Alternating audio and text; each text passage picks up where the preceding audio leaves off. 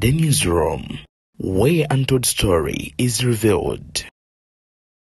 Wetwogerera kakano Pentagon yegenze maaso n'okufukira Pastor Aloysius Bujingo akayinja mungato ate munywanyi we Nakangobi Jennifer Furufiga amufuddemu ne yagatta kwabo ababanja Pentagon bineno nno biswaza ate birabe Pentagon Bujingo ategezeza nti ekitwisizaawo omusingi gwa Pentagon ayagala okuzimba Pentagon mu bitundu by'eggwanga ebyenjawulo ekitegeza agambye ayagala Pentagon 5 ayagala yembale ayagala yejinja ayagala eyawane Kampala ne mu bitundu ebirala. Huliriza ebigambo bya Pastor Bujingo omuliro gunyose mulanchawa ate njagala gende maaso n'okubanga mbikuwa wabula tewerabira nti video eno nkusaba ogimpereka like bw'ogiwa like ojaba ogiwadde muliro ngabo eri enkola yaffe nkusaba n'obwombeefu obw'ekika ekya waggulu osooka subscribing naddala gwe asoose okubeera nga olaba lwaleero ku video zaffe ku mukutu guno nkusaba n'obwombeefu obw'ekika ekya waggulu onyige mu kagambo subscribe then okone mu kade wali okaje mu personalize okasemu all of notification ku mboozi zonna munywanyi ze tugenda maaso n'okubeera nga ate tuteekayo njagala nkwe video eno Ebuvanjuba nebugwanjuba ewaka wasigala we wasinga Beyond the Newsroom gwe mukutu ogukuleetera ekyo ekisinga katiranga naffe ng'oyita ku noti 771 44 58 ne noti 744 26 45 na bino bikulu tetulanga bafere tetulanga basawo ba kinnansi n'abagwa mu koowa eryo mwebale kutuwagira. Thank you. Pastor Aloysius Bujingo nga atunnyonnyola nga agamba yeetaaga okusooka okugenda mu maaso n'okubeera ng'azimba Pentagon 5. Tulowooza nti Pentagon zeetaagisa mu bitundu by'eggwanga ebitali bimu. Kubanga bwe twakuba olukuŋŋaana Mbalala mu Kaceeka Stadium abantu tebaajaawo. Mbalala teyeetaaga Pentagon. Aba yeetaaga Pentagon. Walaba olukuŋŋaana lw'Embaale. Abantu tebaajaawo Embaale. Mbale teyeetaaga Pentagon. Waba weetaagawo Pentagon. Ezo kati 3. Ezo olwalaba olukuŋŋaana lw'e Busoga. Abantu tebaajaawo. Busoga teyeetaaga Pentagon. Ezo 4. Katonda yatuwa olukuŋŋaana e Fort Portal. Enkuba n'etonya ng'etonya na muzira mwereere. Ekisaawe ne kijula ng'enkuba teyasiriseeko. Ffenna tubuuza nti singa enkuba teyatonya abantu bandigiddewa. Fort Portal teyeetaaga Pentagon. Ezo 5. Katonda atuyambe tumalirize esooka. Mu bigambo byo, there is a statement that goes viral so much. Ye statement ya ababuuza Pentagon n'obaddamu nti Pentagon ye nnyoko. Ya nnyoko. Musumba statement eyo wejjusa okujogera. Sejjusa kubanga mukama wange Yesu mu Matayo essula 23 atuliza gy'esomere yagamba abaali bamubuuza obuyinza n'amaanyi gy'abijja yabaga nti mulinga amalaalo munyirira kungulu naye munda ekiri omulambo ogwedde emirimu. Kaakati nno ebyo nno nga bikyali bwe bityo Pastor Bujingo ayambalidde abo abagenda mu maaso n'okubeera nga boogerera amaka ge ng'agamba nti mwali musula naye aboogerera amaka ge. Mwami Bujingo abangi gwe bayita Haji Bujingo okuva lwe yasuulawo mukyala we Teddy Nalusu ebintu nkugambye byagenda mu maaso n'okuba nga bidda ku sayidi eya kkono sinakindi tuyinza okugamba nti engoye ziri ku bikuku. Juwuliriza ebigambo bino wamma naawe ojja kumbuulira oba ddala ayogera ebintu ebyo aba musumba oba muntu wa Katonda. Kati osanga embwa y'okukyalo ng'efudde ennyumba yange topic. Twasulanga ffenna. Wangi. Osanga embwa y'okukyalo ng'efudde ennyumba yange topic. Agikubye ku mawulire yonna agaziiza namu kubanga tekinologi ono asobola okuddira ekitono n'akifuula ekinene. Bannange mulabe. Pentagon yonna eri awo kati. Kubira Mukama engalo ez'amaanyi. Embwa z'okukyalo. N'omugamba no tuyamba oseeko ne ya kitaawo. saako kale eyiyo tulina gye tuva naye waliwo akaseera we basirikira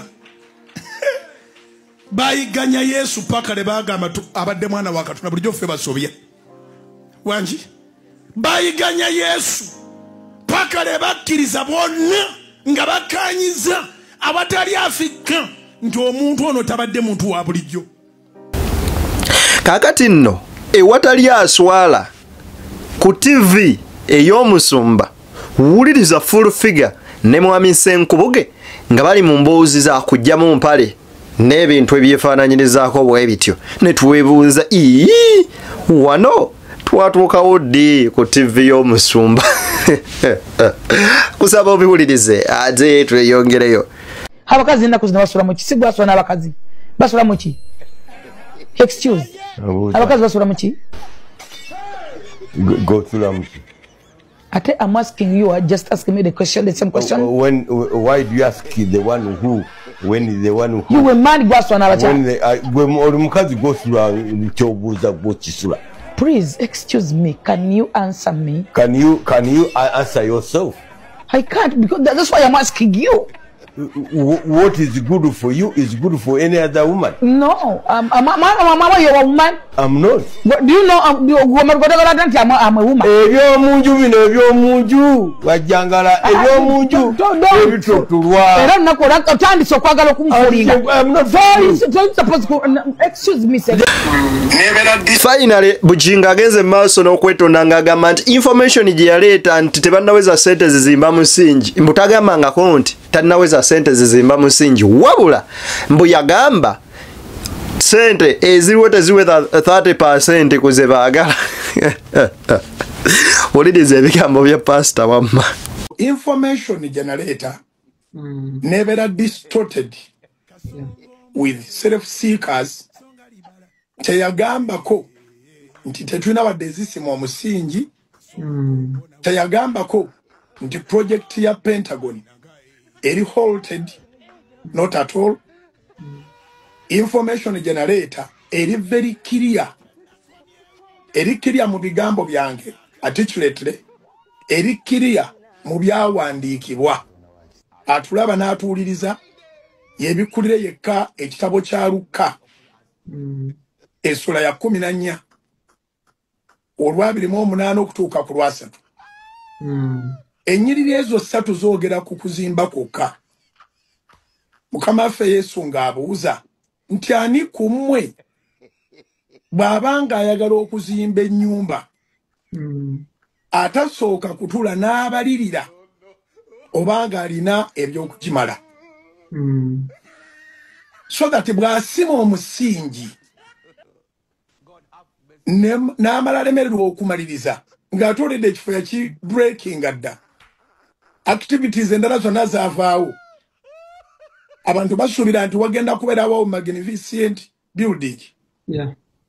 Naye ne kikomaawo enkuba neekuba omusana ne gwokya ne babala abaali bakubanja okuzimba kati bakubanja okumaliriza. Naye ebizimbe bingi naawe byolabyeko ng'osobola okwebuulira wekka abatali kumanyana nannyini kyo. Tonono bambi alisitaaka. Kizimbe kibadde ono for quite long. Security etandika kyekengera nti kyandibudamya abamenyi b'amateeka. So Mukama waffe Yesu agamba tokiraba nti bw'oba olemeddwa okumaliriza abantu bagenda kutaanula okukusekerera. Era nga mu kuseka kwabwe olunyiro lwa 30 Luka 14 kuva ku 28 okutuuka ku 3 nga olwasatu lugamba nti nga babuuza nti ono yayinza kutandika naye nga tasobola kumaliriza. So ey'oluzungu yeegamba if you fail to finish after putting up the foundation, they will be mocking at you. Will be mocked at. Bajja kukusekerera. Eky'oluzungu luza kizitoowanya ekyokubeera mocked okusinga okusekererwa. Ndowooza eky'Oluganda ekyo ekikwatagana ne mocking kyandibadde kujerega. kujerega kuvoola okufuuka ekisekererwa obanga ekisirusiru ku kintu kye bataakukaka kye weetandikira naye nga tosobola kimaliriza. Unfortunately abantu abakusekere baba tebalinayo kye bamaliriza ekifaanagana bwe kityo wadde koota yaakyo. Idlers are very good at laughing, at mocking. Era obalaba ne bw'oba okimaliriza era bafuna go bakyo attributing nakyo si kyayibula.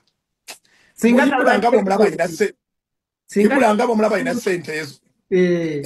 Bagamba singa tabadde gundi mukwasizaako yali maze oyo yakimaliriza. Bamukweka mukikweke naye at least boogera nti si kikyo naye nga kyaggwa. Kituufu. Kati ate ekitawedde ekyo tebakigabira mugagga. Ekyo kiba kikyo. Tuli ku BTN Media Beyond the Newsroom njagala okubeera nga nkusaba n'obwombeefu obw'ekika ekya waggulu. Video eno gimpereka like bw'ogiwa like ojjaba onkoze bulungi nnyo nnyini ddala mu comment section endowooza eyo kintu kikulu nnyo ate era mu ngeri y'emu osharingireko ne munnaafu ne information efaananako bweti era kyenjagala okusaba nti walina business gituwe tugikuba abantu mu maaso ate tetujja sigala ekyekimu ku noti 771453 kwoteeka noti 7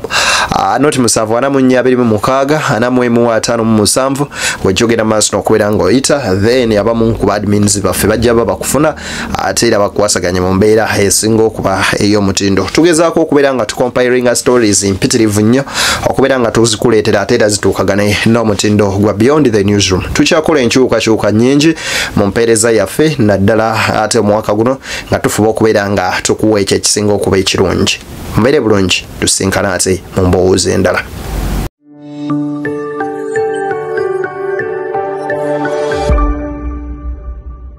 Beyond the Newsroom, where untold story is revealed.